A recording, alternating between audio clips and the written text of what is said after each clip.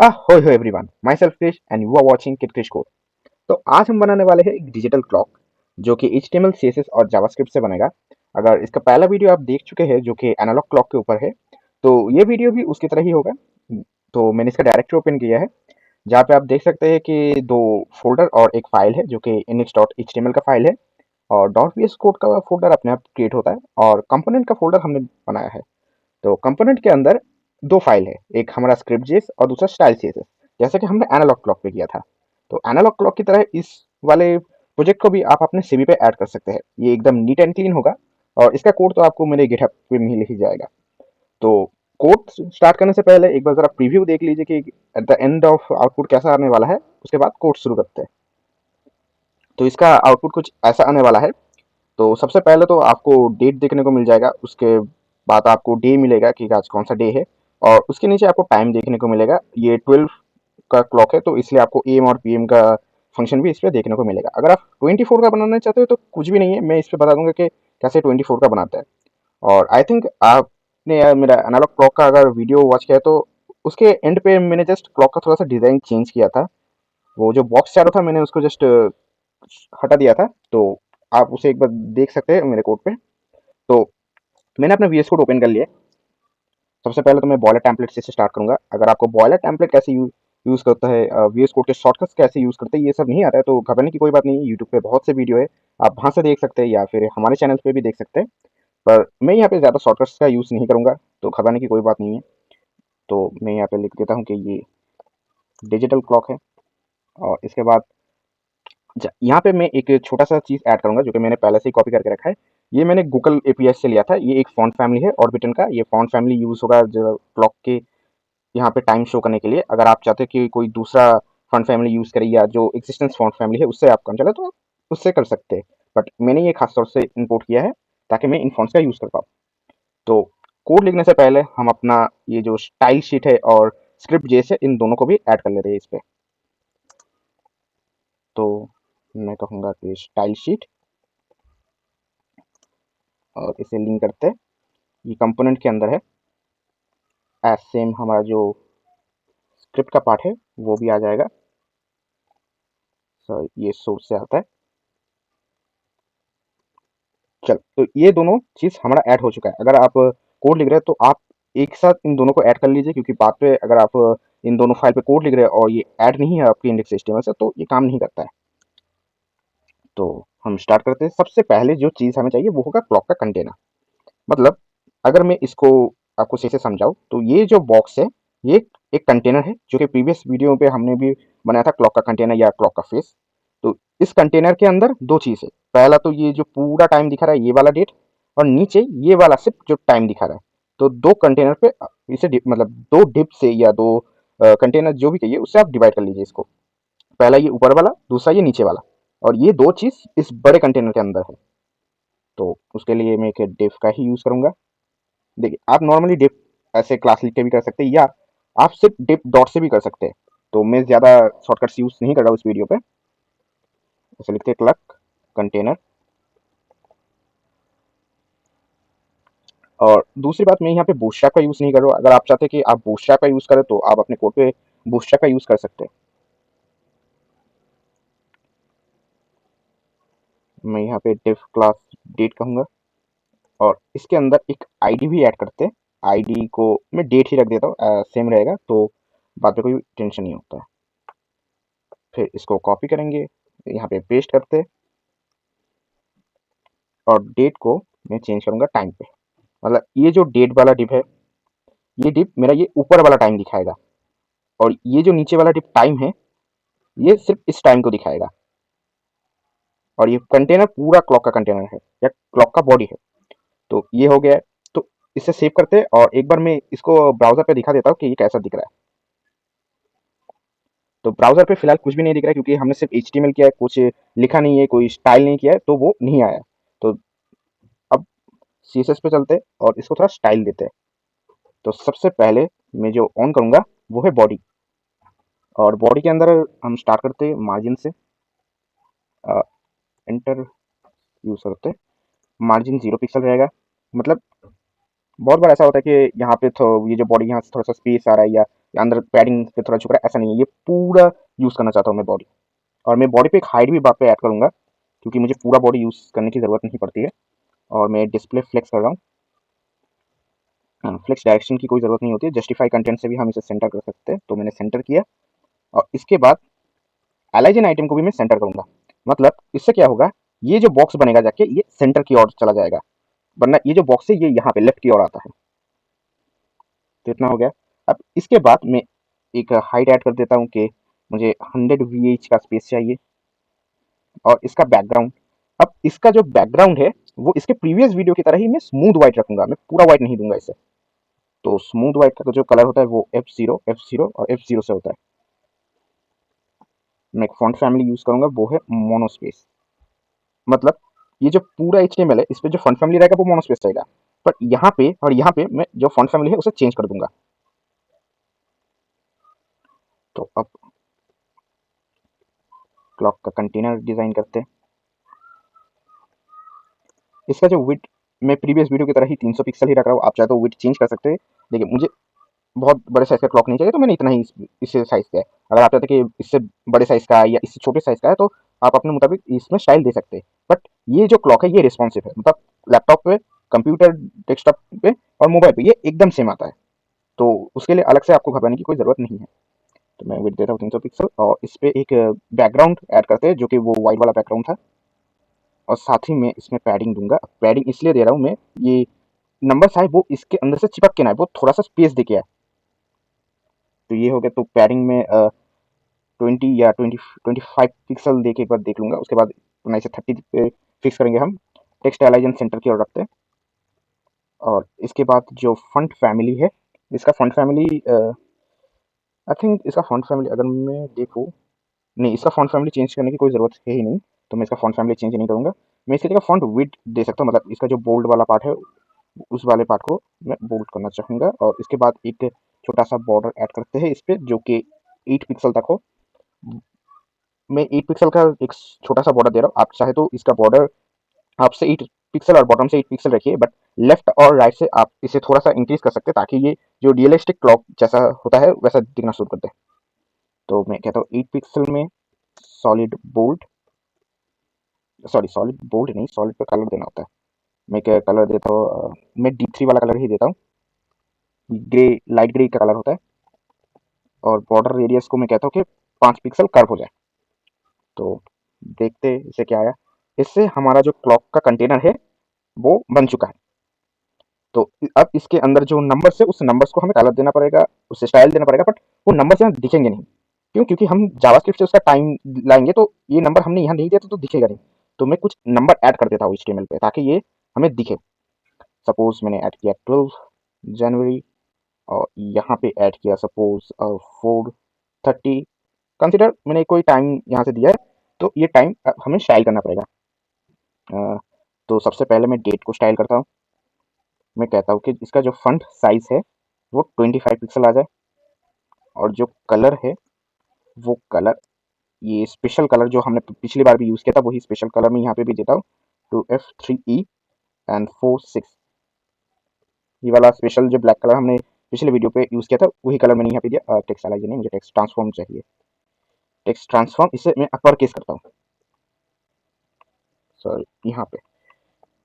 तो ये तो डेट का, मैं सिर्फ डेट को कंसिडर करूँ, ये नीचे वाला टाइम नहीं, डेट का जो स्टाइल है वो आ चुका है। अब इसके पीछे अगर आप देखें तो मैंने यहाँ पे जो डे लिखा है इसका कलर अलग है और इसका फंड भी अलग है। तो उसे भी कलर करते हैं। सपोज मैं उसे स्पैन से डिनोट करता हूँ। अगर मैं उसे कहूँगा कि स्पैन और उसका कलर ग्रे आता है, मैं ग्रे देता हूँ। और इसका जो फंड फैमिली है वो टाइम्स कर देते हैं, टाइम्स ऑफ न्यू रोमन। या अगर मैं इसका फंड देखूँ तो ये सन शरीफ पे है, तो इसे सन शरीफ करके, तो डेट हो चुका है। अब जो बाकी है वो ये नीचे वाला टाइम, ये जो नीचे वाला जो टाइम है इसे फिक्स करना बाकी है। तो मैं कहूँगा कि टाइम, और टाइम का जो कलर है उसे यही स्पेशल कलर हम देंगे जो हमने ऊपर ऐड किया है। और इसमें लेटर का स्पेसिंग थोड़ा डिफरेंट होगा, इसमें 5 पिक्सल लेटर स्पेसिंग दे देते हैं। इसका फॉन्ट साइज थोड़ा सा मतलब इंक्रीज होके 45 पिक्सल हो जाएगा। देखिए ये जो फ़ॉन्ट पिक्सल में 45, 25 ये यूज़ कर रहा हूँ, ये मैं एज़ नॉर्मल यूज़ कर रहा हूँ। अगर आपके सिस्टम पे आपको पसंद नहीं आता कि इसका थोड़ा साइज़ इंक्रीज़ किया जाए, तो उस कंडीशन पे आप अब ये जो फ़ॉन्ट साइज़ है इसे थोड़ा इंक्रीज़ कर सकते हैं। अब मैं एक फ़ॉन्ट फैमिली भी देता हूँ इस पे। इस पे जो फ़ॉन्ट फैमिली होगा वो मैंने यहाँ पे इम्पोर्ट किया था ऑर्बिटन नाम से। तो मैं यही ऑर्बिटन को यहाँ से कॉपी करता हूँ और यहाँ के पेस्ट करूँगा और इस पे sans serif ऐड कर दूँगा। तो ये हो गया। अब इसको मुझे डिस्प्ले फ्लेक्स करना पड़ेगा। अब फ्लेक्स क्यों? ये देखिए, यहाँ पे मैंने एक टाइम दिया है और इसके पीछे जो एएम, पीएम इसका जो ऑप्शन है वो ऑप्शन मैंने ऐड किया है। तो ये ऑप्शन जो डिस्प्ले फ्लेक्स पे आएगा। तो आप यहाँ पे भी आप एज़ नॉर्मल 2 अलग डिप बना के भी क्रिएट कर सकते हैं, बट मैंने जो किया डिप के अंदर स्पैन, तो इस तरीके से भी आप कर सकते हैं इस पे। तो मैं कहूँगा कि डिस्प्ले फ्लेक्स और इसका जो जस्टिफाई कंटेंट है उसे मैं स्पेस अराउंड कर देता हूँ। या स्पेस अराउंड से नहीं होगा, स्पेस बिटवीन से होगा। ये हो गया। अब टाइम के अंदर भी एक स्पैन आएगा जिसके अंदर वो एम और पीएम हम लिखेंगे, तो उसका फॉन्ट साइज थोड़ा सा चेंज होगा। जहाँ इस पे कोई फॉन्ट साइज नहीं था, ये एज नॉर्मल फॉन्ट साइज था डेट पे, बट इस पे एक फॉन्ट साइज आएगा, इसलिए दोनों का सीएसएस में अलग लिख रहा हूँ। मैंने कहा 20 पिक्सल और इसका कलर जो है वो ग्रे आएगा। तो ये हमारा सीएसएस था। एक बार यहाँ पे रिफ्रेश करता हूँ तो यहाँ पे टाइम आ गया और हम गेस कर लेते हैं कि यहाँ पे भी जो बाकी हमने स्पैन दिया वो भी आ जाएगा। तो फिलहाल मैं यहाँ पे जाता हूँ और इस टाइम को यहाँ से मिटा देता हूँ। तो एचटीएमएल क्लियर हो चुका है हमारा। अब हम जाएंगे जावास्क्रिप्ट पे और जावास्क्रिप्ट पे जो कोड है हम उसे लिखेंगे, क्योंकि मतलब यहाँ पे जो आया है वो एकदम स्टैटिक आया है, बट जावास्क्रिप्ट से इसे करंट टाइम देंगे और करंट टाइम को यहाँ पे शो करेंगे।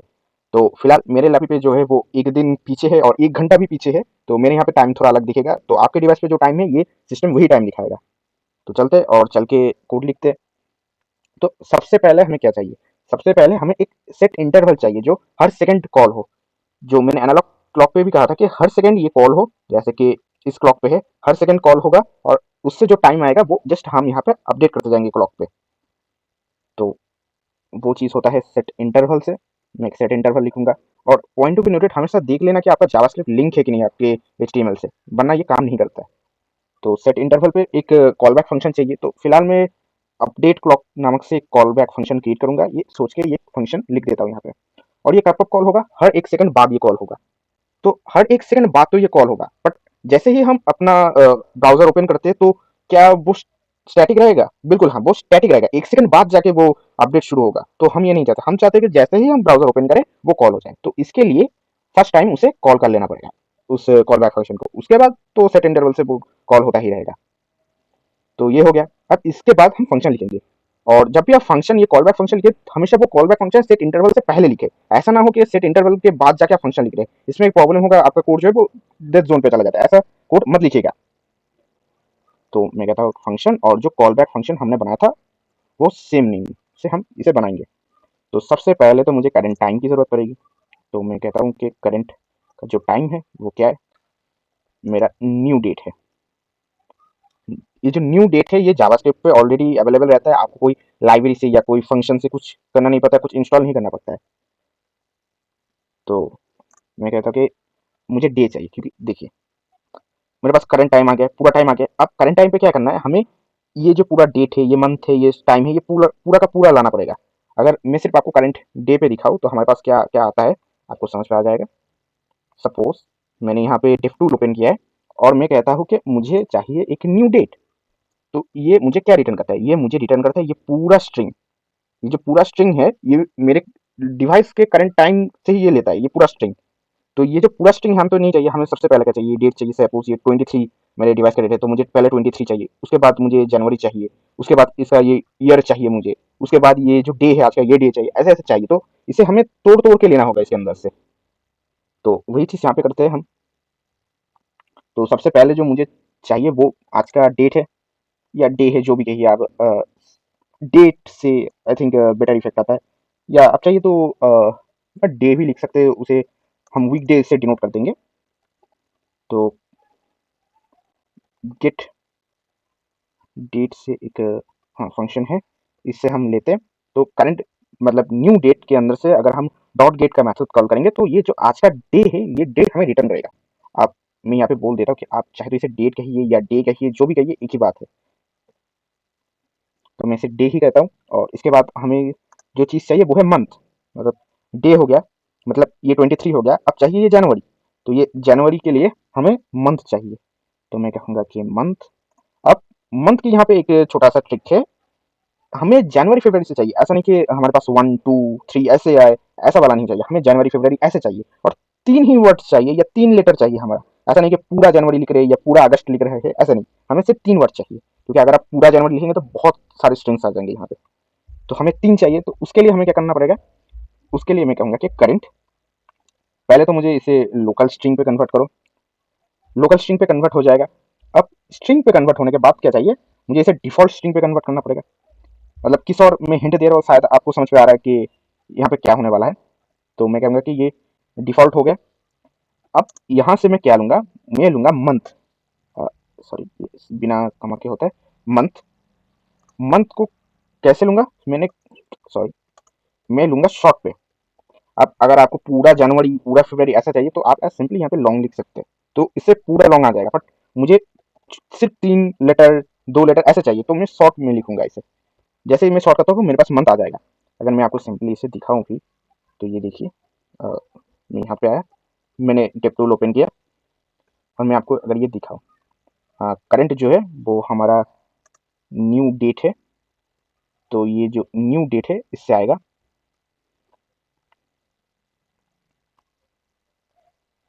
तो यहाँ पे ये लोकल होता है, ये लोकल स्ट्रिंग मतलब डेट स्ट्रिंग।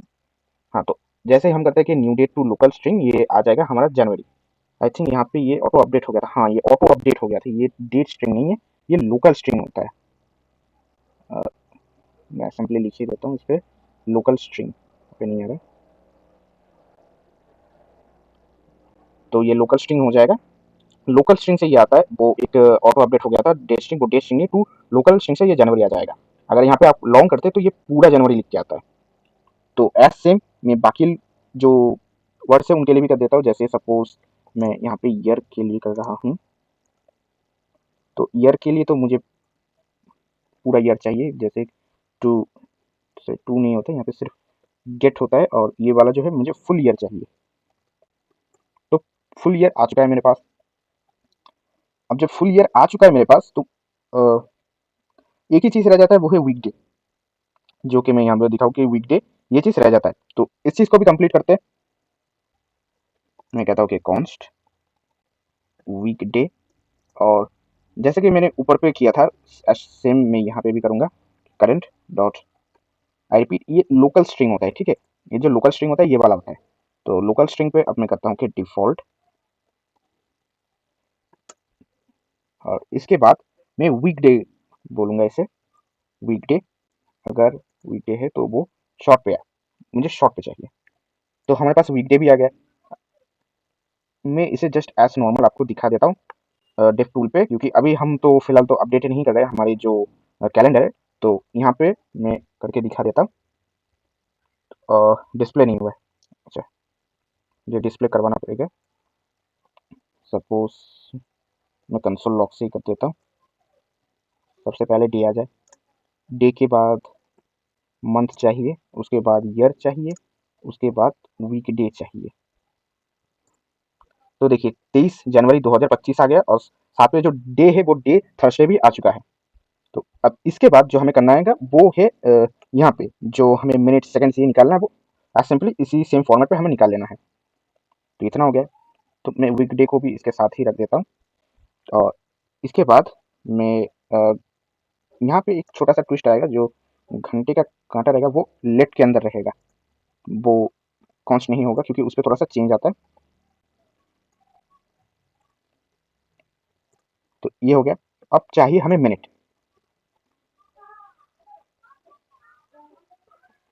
मिनट भी चाहिए, जो कि करंट से ही हम लेंगे, ये ले लिया। अब इसके बाद हमें चाहिए सेकंड,